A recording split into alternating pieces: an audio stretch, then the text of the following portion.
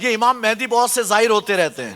آپ نے نا سنا ہوگا زیادہ تر پاکستان میں مہدی ہوں، میں ایسا میں ویسا. ابے بے وقوف، جو امام مہدی ہوں گے وہ تو اپنے آپ کو چھپائیں گے. امام مہدی اپنے آپ کا اعلان نہیں کریں گے کہ میں مہدی، آؤ میری بیعت کرو. نہیں، امام مہدی اپنے آپ کو چھپائیں گے. اور ان کا نام مہدی نہیں، یہ تو مہدی کا نام لے کر آتے ہیں، میں مہدی نہیں. امام مہدی کا نام مہدی ہے ہی نہیں.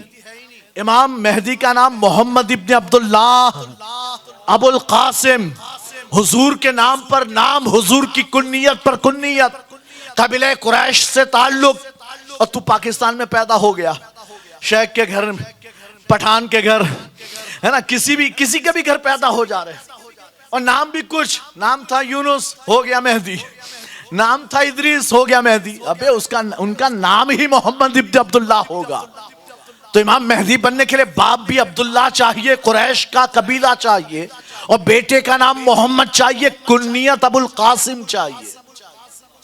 اور پھر یہ کہ وہ اپنے آپ کو چھپانے والے. تو یہ بات یاد رکھیے گا، جو بھی ایسا اعلان کرے کھل کر میں امام مہدی، کہتا جھوٹا. ڈائریکٹ بولو جھوٹا. یعنی سوچنے کی بھی ضرورت نہیں، پوچھنے کی بھی ضرورت نہیں کہ تیرے اندر نشانی پائی جاتی کہ نہیں پائی جاتی. نہ بولو جھوٹا. اس لیے کہ وہ امام مہدی مدینے میں پیدا ہوں گے. بس سرکار نے ہم کو ایسے جاہل نہیں چھوڑا، سب بتا دیا. کہتے مدینے میں پیدا ہوں گے، اور مدینے میں آپ کی نشو نما پرورش ہوگی، بڑے ہوں گے. اور پھر یہ قرب قیامت آپ حج کرنے کے لیے مکہ آئیں گے. اس وقت اسلام سمٹ کر، سارا اسلام سمٹ کر آ جائے گا کہاں؟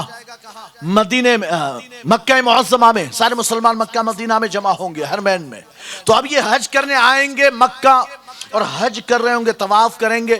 اور طواف کے درمیان کچھ اللہ کے اولیاء انہیں دیکھیں گے تو پہچانیں گے. یہ ہمارے تمہارے جیسے لوگ نہیں پہچانیں گے کہ یہ مہدی ہے.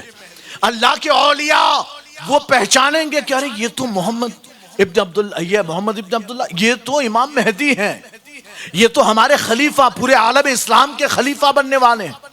تو کہیں گے کہ آپ امام مہدی ہیں. ابھی نام نہیں ہے مہدی، کہتے آپ ہی امام مہدی ہیں، آپ دیجئے ہاتھ، ہم بیعت کریں. وہ کہیں گے میں مہدی نہیں ہوں، میرے ہاتھ پہ بیعت مت کرو، جاؤ نکلو نکلو.